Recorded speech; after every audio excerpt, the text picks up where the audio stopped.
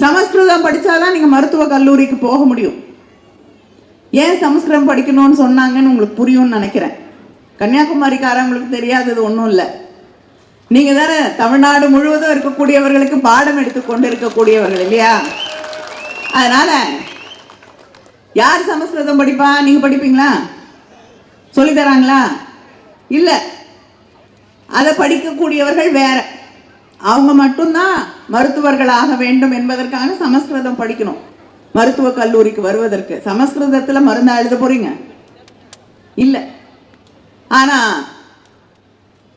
அதை உடைத்து மாற்றியது திராவிட இயக்கம். இன்னைக்கு எல்லாரும் மருத்துவர்களாக கூடிய வகையிலே ஒரு நிலையை உருவாக்கிய பிறகு அதை அழிக்க வேண்டும் என்று நினைத்து நீட் தேர்வுகளை கொண்டு வந்திருக்கக்கூடியது ஒன்றியத்திலே இருக்கக்கூடிய பாஜக.